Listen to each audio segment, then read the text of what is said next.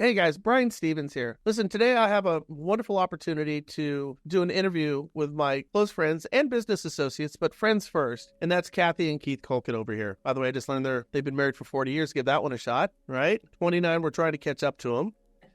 Kathy not only is a great friend of mine, but she's also an author, and she's authored a book right now. And it's about empowering people to be great advocates and liaisons in the event of a medical crisis. Now, Kathy's got a pretty heart-wrenching story that she wants to share, but she wants to share it in a really uplifting manner because that's really Kathy at her core. But I think that, as I was just telling Kathy and Keith over here, you don't really think about being an advocate for somebody unless you have to go through it. And then when you have to go through it, it becomes the most important thing in your life, all-consuming. And when it's your daughter that you have to be that advocate for, some of the lessons that she's learned and she's going to share with you, because we all eventually are going to be put in this situation. It's just a matter of time. This book becomes a critical read for everybody. And it's always better to get in front of stuff than behind it. So if you're going through something like this, obviously the book will speak to you. If you're not, I'd urge you to read it because I think you'll find a lot about yourself out in what Kathy has to share. So Kathy, let's just start really at the beginning here. What spurred the whole idea of writing a book? Well, it's a great question. Thanks, Brian. And thank you for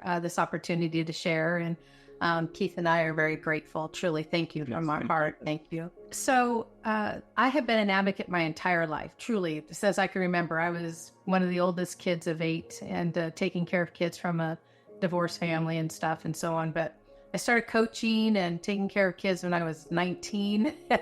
And I just love to advocate for the underdog or just help people, right? I just have always done that my entire life. That hasn't stopped. Even in my career today, my whole focus is helping somebody meet their need. How can I help you do that? Well, unfortunately, in 2009, our daughter got sick. She got really sick. And the doctors and the medical professionals, they didn't know what was wrong. So they labeled her medical seeking, Medseeking, and, taking meds all the time because she had massive pain. And, the book will share that story, and it's going to share the countless mistakes, countless trials and errors that she had to undergo, to actually get care. And it's like, that's just unreasonable. And I've always been a great advocate, especially medical advocate.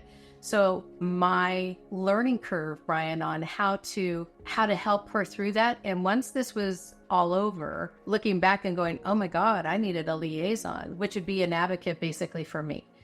Because we were in life and death situations and making those decisions, still having another child at home who had her life and her challenges and, working through all of that and getting her to school and off the bus and all those things when you're living at the hospital. It takes a village. And so that's what, for me to write this book, I just wanted it to be heard. How could you do it better than we potentially did it? How can I help you make less mistakes? How can I help guide you through who to talk to, where to go, what you can say, what are some things to look for? So the beginning of the book, and here's the cover of the book, Will They Help Me Now? And I'll share about that. But the beginning of the book tells my daughter's story. The end of the book is about advocacy, and it's really like bullet points, how to help, what you can do, and so on. And then this back section here is resources, all kinds of resources available, and then a note section in the back. So has a lot of tools to help you become successful. Truly, what ultimately happened, Brian, is we're sitting there when ultimately my daughter was diagnosed with cancer, 95% cure rate, unless you're allergic to the medicine and they don't listen to you. So from diagnosis to death was 4 months. So on chemo 8, she stopped breathing and they called me into the room. And they revived her. They called me into the room and I was sitting on the bed because we lived in the hospital with her. And she turned and looked at me and she said, Mom, do you think they'll hear me now? And I said, that's a great name of a book you're going to write when you're out of all this, Brandi. And unfortunately, she didn't make it. So that's always been the name of the book. And it's a journey to write. I'm not an author. I'm a mom and I'm an advocate, but I've never written a book. So it took me quite a while, different sittings to do that. But I love being able to share from my lens a voice for her so that she could be heard now. And then I love that I can take my life experiences, and there's been many, to be able to share how to be an effective advocate and liaison. We did a lot of things right, and there were a lot of things we missed, just simply because it was me, and I didn't realize I needed a counterpart to help me. And not that Keith isn't my great counterpart, but he's not the one to be my liaison, right? When you're really truly deciding to take your daughter off of vent and life decisions, we're both right there doing those decisions. We're not worried about if the grass is growing or needs cut, or did the mail come, or did the bills get paid, or any of that kind of stuff. And that's what you need help with. You need help with all that stuff out there that's not right here in your face. So when you're saying you need a liaison, you're talking about you need an objective voice who knows what's going to take place. Because the first thing that you said, and I want to make sure I have this right, is when your daughter first went in, they thought she was chasing pills down. She was a pill popper. Yeah, a med shop. But yeah, exactly. Medseeking. Yeah. And so that happens, and so they're not giving her, they're not seeing her, essentially. They're not looking for a diagnosis. They're trying to get rid of somebody who they think there might be a criminal element that's involved in this, or that there's an addictive element in this, and they're not actually trying to find a diagnosis for your daughter. They said that twice. They said all the time, we are not a diagnostic center. All the time, the ER, even though that was our doctor's plan B, was to go to the ER to get the shot for the pain. And they told her, you're med seeking. Now, please understand, Brian, master's level, social worker. She's with CPS with the state, which is Child Protective Services. She goes into courtrooms and talks to children, and she's got her mom in the ER. I mean, how many med-seeking people do that? They don't bring their mom. Well, the problem is, and maybe you can speak to this, and I'm guilty of this, is we have absolute trust in our medical professionals. I mean, we do. I think almost everybody, when you're told something from your doctor is giving you a diagnosis, and that's what's going on. In your case, you knew this wasn't true. You knew that they had this thing wrong. So what do you do at that point? What did you do, and what would an advocate do, a liaison do, that maybe you should have done? Yeah, some of the things that I love telling people this now, because every ER visit's at least 5 hours. I don't know how it is in your area, but 5 hours here. And so eventually, and she would go to the ER about every 5 to 7 days. That's how, and the book talks about that. So eventually, this is what you do. And my daughter's 26 at the time. And so they said, well, they ran the blood test, nothing's wrong, SED rate's high, but we're not worried about it. Same song, different day. They gave her a shot and they said, okay, take her home. And I said, I'm not taking her home. And the doctor just said, why? I said, because I'll be here in 5 more days. I'm not taking her home. And it was, well, you can't leave her here. And I said, she's your problem. I'm not taking her home. And I start to walk out and he goes, well, what will I do? And he goes, what do you want? And I said, we need to see a neurologist. And that appointment, by the way, this is October, and that appointment was in February. That's the other problem with our system, is you have to wait months to be seen. And I said, she needs to see one tonight. And if she sees one tonight, I'll take her home. And he's like, I'll be back. And he comes back and he says, and this is a specific hospital where they have all kinds of doctors on staff, and I know that. So he says, well, the doctor we have for neurology says this is not his expertise. You need to see XYZ. And I said, we are seeing that doctor in February. So I guess she's staying here because I'm leaving. He goes, well, wait. So he leaves, and this is like an hour back or 2 hours to come back. We're there quite a while. And he comes back and he goes, well, I do have a neurologist, but he can't see you tonight or tomorrow, but he can see you Friday. And he goes, well, 2 days work. And I looked at Brandi and I just said, do you want to wait 2 days? Is that okay for you? And she's like, I can do that, Mom. And I said, okay. So we saw that February doctor in 2 days. And if you're the one sick, you have to advocate as hard as that is for yourself. But if you have somebody like me, you need to be the bull. You need to be the bully. You need to just push back and push him back and say, no, we're going to do this. So it's sometimes uncomfortably or aggressively pressing the issue. I mean, that's what you had to do. How long did it take you before you got to that point? How many 5 days in, 5 days out before you finally said enough is enough? That was probably a month. It started October 4th. So I bet it was about a month. And so that's probably like 4 or 5 ER visits. Not just ER visits, probably another 5 or 6 doctor visits where the doctor says, I don't have a clue. They did an MRI, nothing showed up. Well, we have no clue. They did a spinal tap, nothing showed up. They did a MRI with contrast. The doctor left, so it was without contrast, but okay, it's fine. Just crappy shit like that. But those are the only 2 things they did, an MRI and a spinal tap. Other than blood, every time we went to the ER and the SED rate was elevated, and we kept asking about that, and they said, well, that's how your body, forgive me, no, the SED rate is elevated, we're not worried about it. She also had a lump right here, We'd have them feel the lump. What is that? That's how your body deals with infection. We said, well, what kind of infection? And they said, we don't know. And it turns out this lump was one of her tumors. And it turns out this was a tumor. And so we don't know this to be true, but they had diagnosed her with trigeminal neuralgia, which was the initial pain in the head. One doctor said she had it. One doctor said she did not. So that's confusion there as well. But we were going with the idea she had that. Then they found the cancer, and then everything switched to taking care of the cancer. And I would assume, Brian, at the end, if she did live through this probably was laying on the myelin sheath, which creates pain in your forehead and eyes. That would be my guess, but we'll never know that. You don't typically have two major issues going on at the same time like that. So I don't know. When I had my little scare, they said, well, you've got something in your neck, and that's why you have numbness in your upper body. I said, well, what about my lower extremities? I said, I would find it kind of ironic for two of these huge things to happen at the same time. It doesn't seem likely. But let's talk about her diagnosis. You mentioned that this is a 95% cure rate for the cancer that she had. She was allergic to the medicine that presumably you learned after the fact. What would you have done differently then? And can you explain a little bit about what that was that took place at that time? What I would have done, so it appears most cancers have what they call a cocktail. That's the medicine they give you. And ABVD was Brandi's cocktail. So number one, what I didn't do is write the names down and then go Google the side effect. That's what you should do first of all. And again, if I'm dealing with Brandi and learning the chemo and all that, your liaison could start that research for you, correct? That's where liaison is helpful. They're not in the heat of it. They can, at night or when the kids are in bed, whatever, do those kinds of things. I never did do that.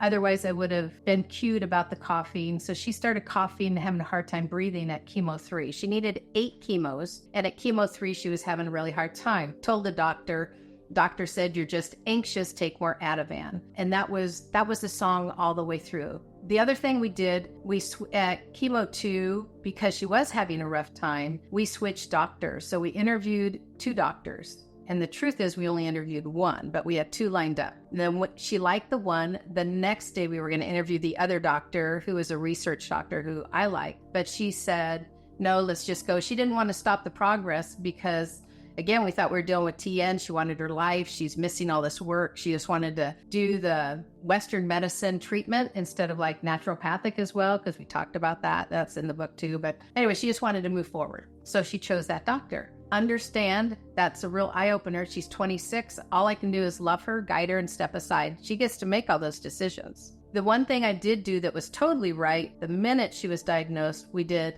directives, a will, power of attorney for financial, medical. We did all of that just in case. So I was really smart in a lot of things, but it's the research and stuff. Because, Brian, you remember 2009? The market's crashing. Banks are going out every day. We have the implodometer. I've got clients who have a loan here, and I was broker back then. So here's a loan, that bank closes. Now we have to take it over here and take it over here. So a lot of chaos.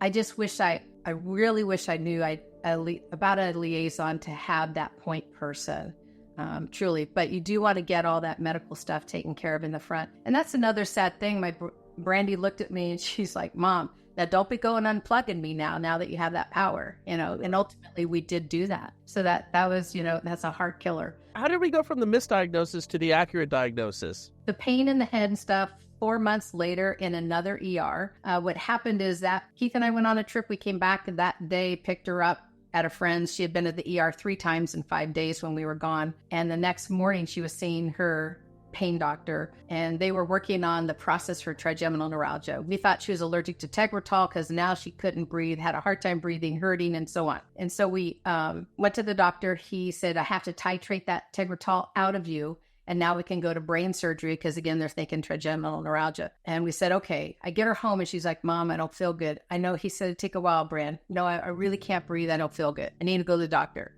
So I said, well, I'm not taking it. Let me call your medical. So here's the thing. Smart me, I called her insurance company, talked to that caseworker person they had for that person, for her insurance company. Anyway, I said, she goes, she has to go to the hospital. I said, I know, but I'm not going to take her.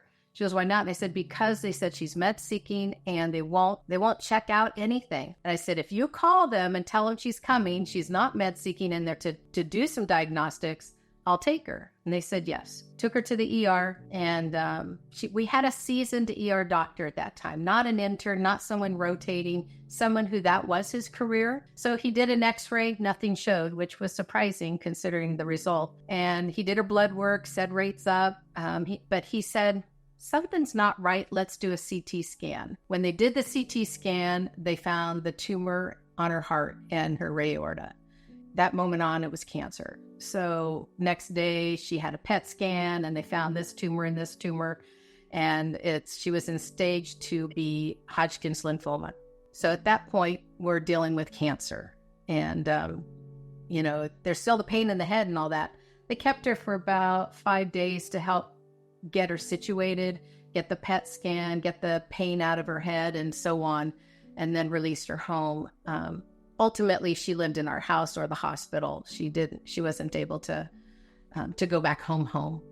What was the hesitancy of doing some of those diagnostics? Was it concerned that the insurance company wouldn't pay for it? They never said that. I think they saw her only as a med-seeking person. And in fact, one hospital, we have 3 that we would go to, and one hospital said, I won't see you and I won't give you a shot, you're med-seeking. And that doctor left the room. That's when we were gone for that week.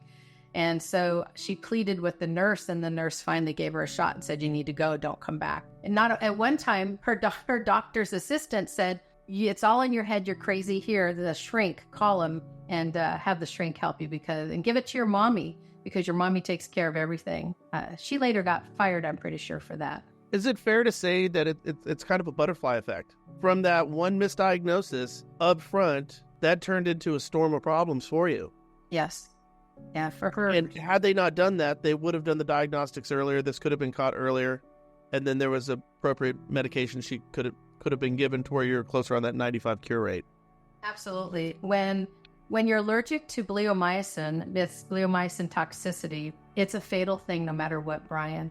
And had they caught it at stage 3, one x-ray would have shown it. What happens is it grows fibroids in your lungs.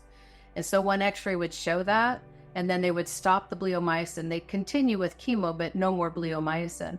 She would have had another 10 to 15 years, according to the experts, because it is always fatal. Because you need oxygen to breathe, and oxygen is what grows the fibroids. So ultimately, it's a death sentence. And in her case, she had a hard time breathing by 8. Like I said, she stopped breathing. So she's already on oxygen. And then it's all a moronic thing. That stupid doctor said she doesn't have bleomycin toxicity. The one on call that night who called it said she did. And about 5 days later, he goes, well, I guess she does have bleomycin toxicity. Now, the story that you're telling me, I know other people watching this, they're going to think the same thing. Why haven't we hospital up yet? And what type of, seriously, but like what type of recourse do you have now that you understand all the missteps that had been taken and so much of this was avoidable? I mean, listen, I get it. People aren't perfect. People make mistakes. But when it's a life or death mistake, we got to pay a little bit more attention to detail, one would think. She actually told the doctor, I feel like I'm dying. Does everybody feel that way? And he goes, no, you're just anxious. Take more Ativan and you'll be fine. But that's the thing. Doctors need to listen to the patient. They know their body better than you. You might know what blood rates and x-rays and all that looks like. But if you feel something, they need to hear that. They need to understand that it's different than what's been going on in their body. Just like with you, Brian, right? Yeah. Different things are going on and they're not really hearing you to understand and put it together. Now, if you take those 8 months and you write it in a book and look at it, you're like, oh, yeah. Those things all align. But as a doctor, you need to step back and do that right then and there versus 8 months later or 10 years later, So you have to be more open. However the system needs to change, it needs to change to where they listen to the patient and then they actually take a look and see what possibly could be happening instead of just assuming they know it all, right? Because they don't. They call it practicing medicine. Well, great. Well, then you need to stop, get educated, get some resources, whatever, and learn. So, yeah. And to answer your question, we live in the state of Washington at the time of this, and what happens is there's 2 burdens of proof to do anything. So they would have more than likely found the doctor negligent for the experts that were being interviewed, but the outcome would have had to have been different. So it's nobody's fault that Brandi was allergic to bleomycin.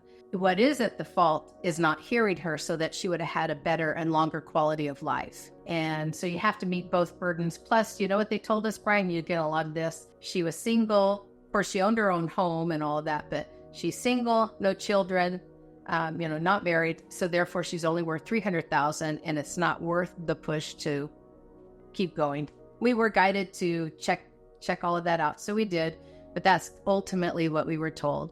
We could find on one, but not on the second, which is the outcome would be different because bleomycin is fatal. It would never be different outcome, just a longer time for that outcome. And because she's only worth $300,000 as a single young lady, wasn't enough money to pursue. They told you that?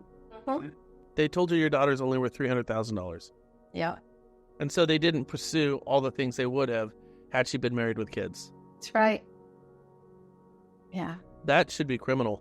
You have more value if you have children and a husband and that. Crazy. But it's the ROI, just I guess in anything. If they're going to invest all the time, energy, and talent to take something to court, they have to have a ROI at the end, and wasn't big enough. So where's the lesson for the hospital? Where's the lesson for when the next Brandi comes in, the next Kathy comes in, that they don't follow this same path or similar path?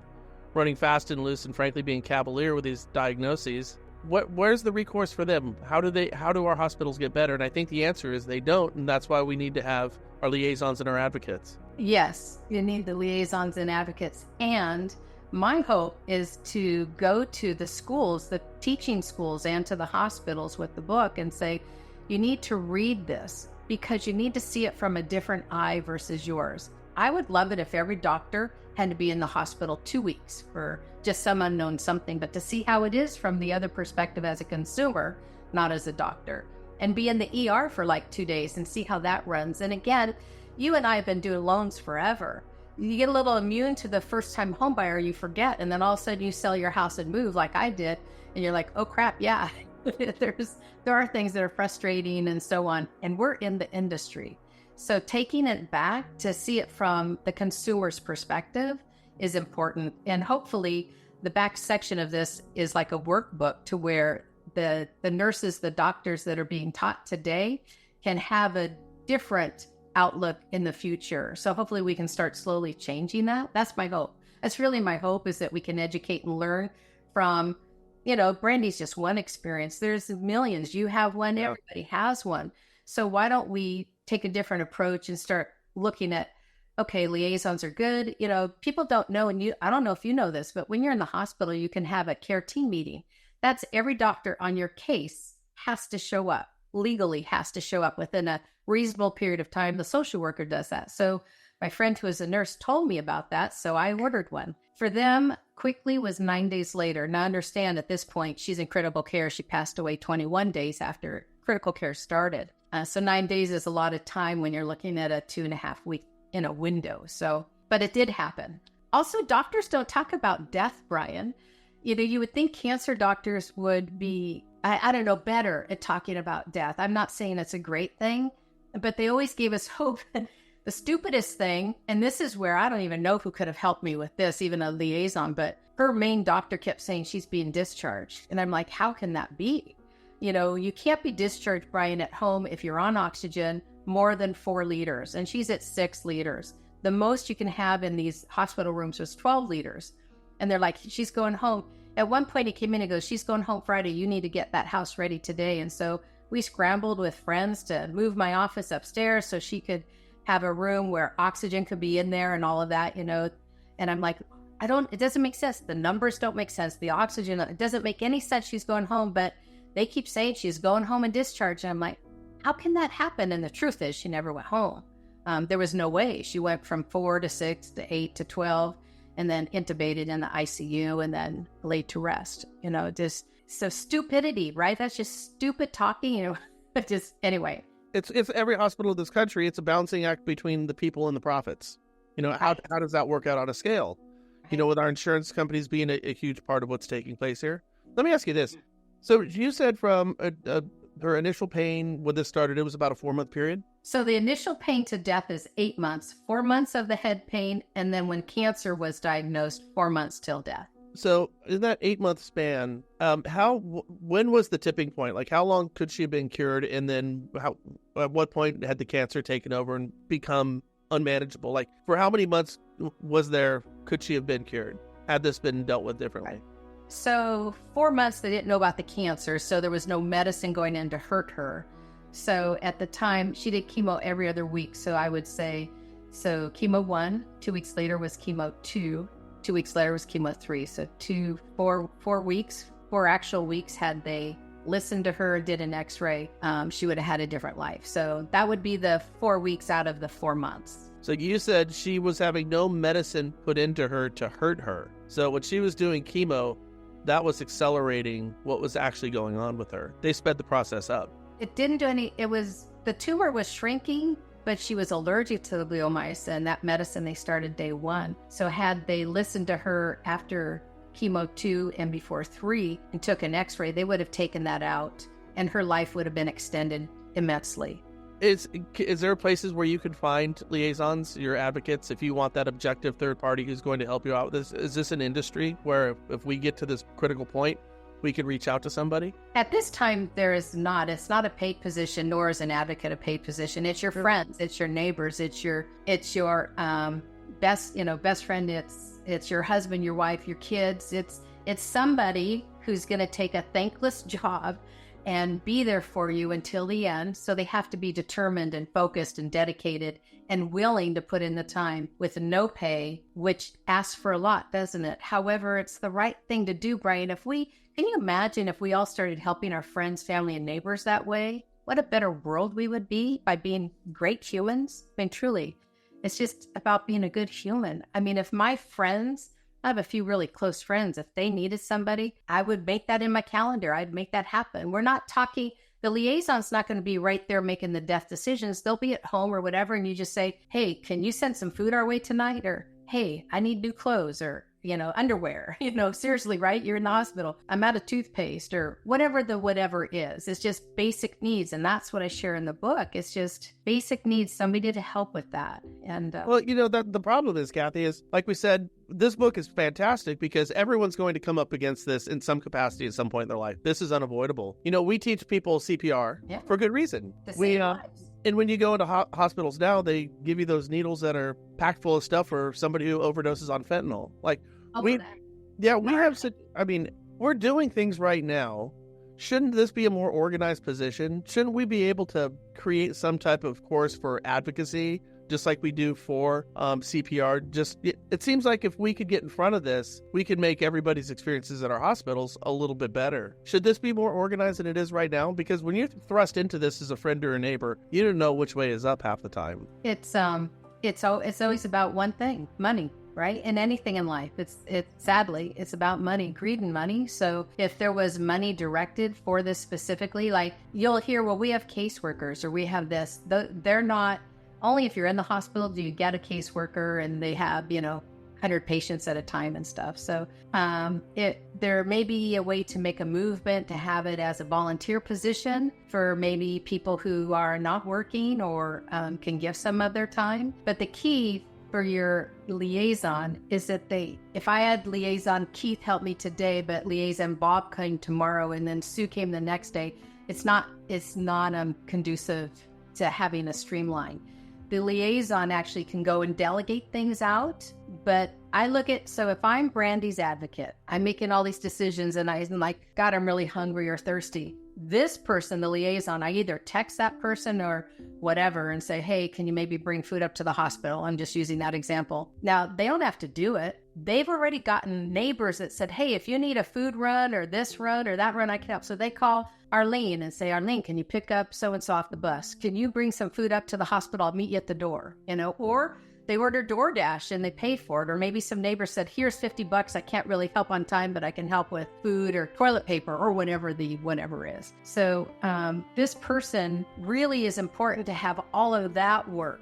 I really lived on ice cubes when I was in the hospital. I love ice. I love ice today. But I will tell you what happened is all my iron left my body. Yeah. So, I totally did. It's a weight loss program, but not for the right reasons. So, Stress, the new weight loss program offered by Keppel-Colkitt. Exactly. Free of charge.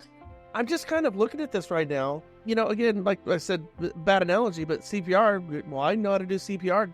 God, I hope I never have to do it. But I know how to do it. Because everyone's going to deal with this, maybe it's your book. Maybe it's just you advocating for it. Maybe it's communities getting in front of this type of stuff. Maybe it's families sitting down during the holiday season. We just, everyone goes through, you get married at the same age. You have kids at the same age with all your friends and cousins. That everyone gets divorced at the same age. And, then our parents, you know how it goes, right? And then our parents all start to pass at the same age. We have this small window in our lives where, in our 50s, our 60s, God willing, your 60s, but, your parents start to pass. And there's kind of, you're going to go through this process. We're going through it with parent number 4 right now. And it is such a foreign environment being in hospitals. If you're not in that system, it's a foreign environment, and it can be intimidating. I go down to the hospital. It doesn't freak me out, but I realize I'm not in my own bedroom. I'm not in my own house type of thing. I am out of my element. And so dealing with that adjustment alone could be daunting.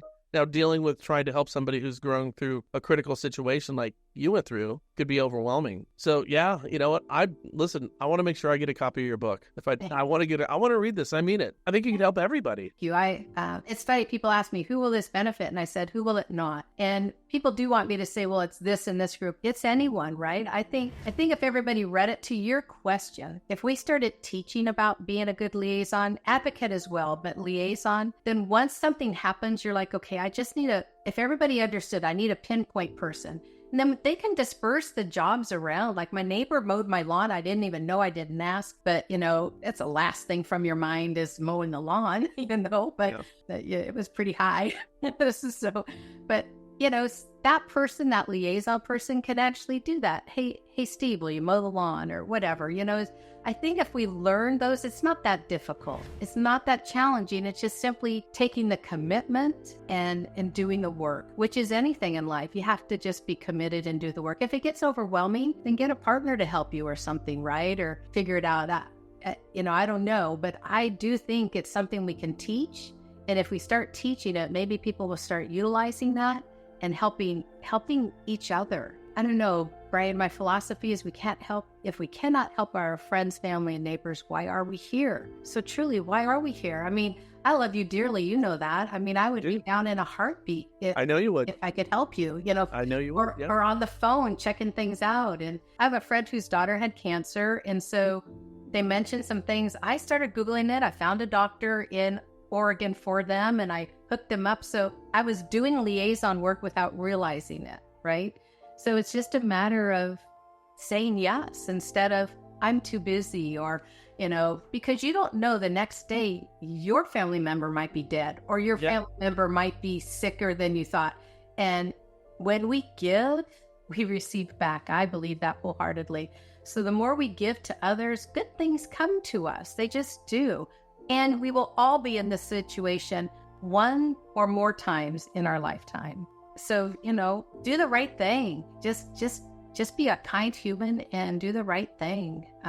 That's how I look at it. So I just wish I had known that because I'm one who likes control. And so I'm doing everything because, that's what I do. I do it all. I just wish I was aware that's something I would have changed. I would have pointed a liaison, someone who would volunteer for that to help me out.